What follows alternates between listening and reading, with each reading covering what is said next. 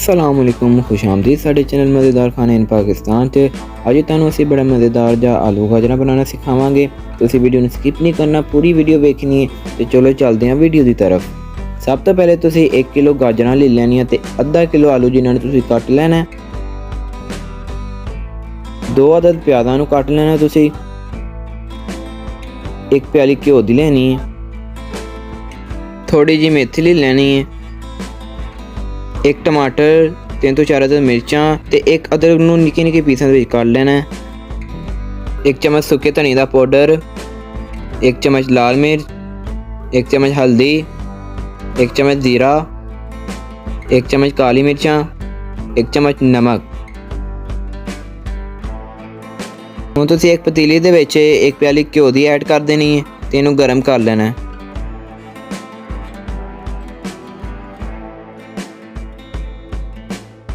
जो घ्यो गर्म होइए तो फिर इहदे विच प्याज ऐड करके इनू लाइट ब्राउन कर लेना है।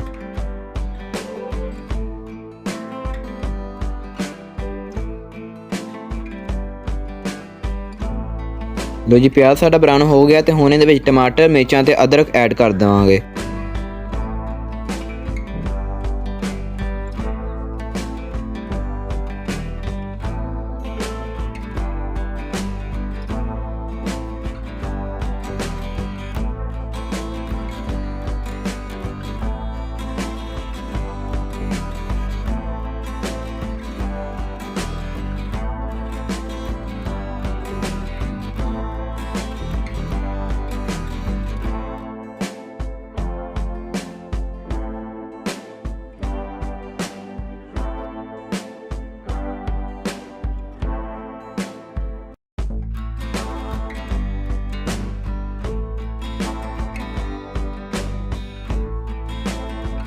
ਹੁਣ ਇਹਦੇ ਵਿੱਚ ਸਾਰੇ ਮਸਾਲੇ ऐड कर देवांगे।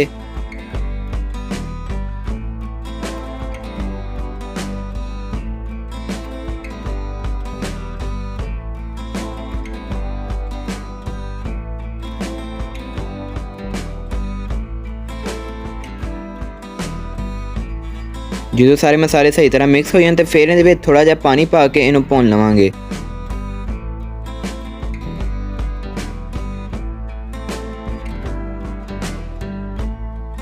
ਹੁਣ ਇਹਦੇ ਵਿੱਚ ਤੁਸੀਂ ਮੇਥੀ ऐड कर देनी है।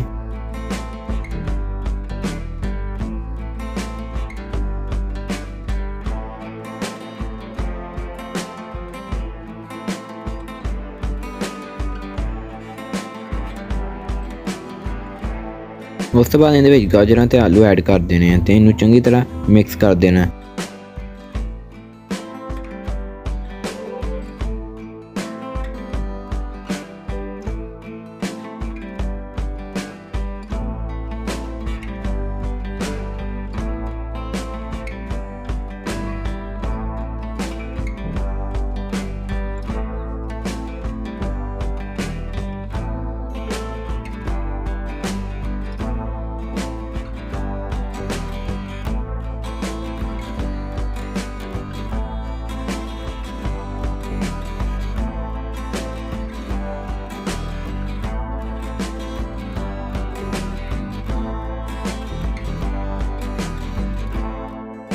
ਹੁਣ ਇਹਦੇ ਵਿੱਚ 2 गिलास पानी ऐड कर देना।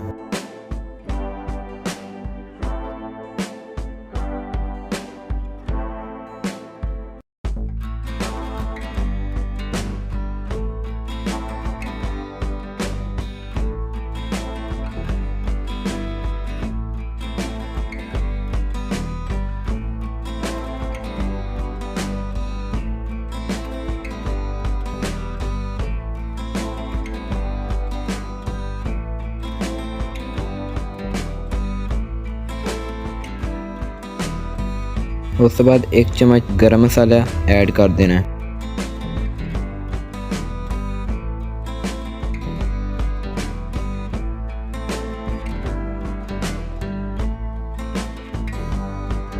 लो जी, मज़ेदार जियां आलू गाजरां साड़ियां तैयार हो चुकियां ने।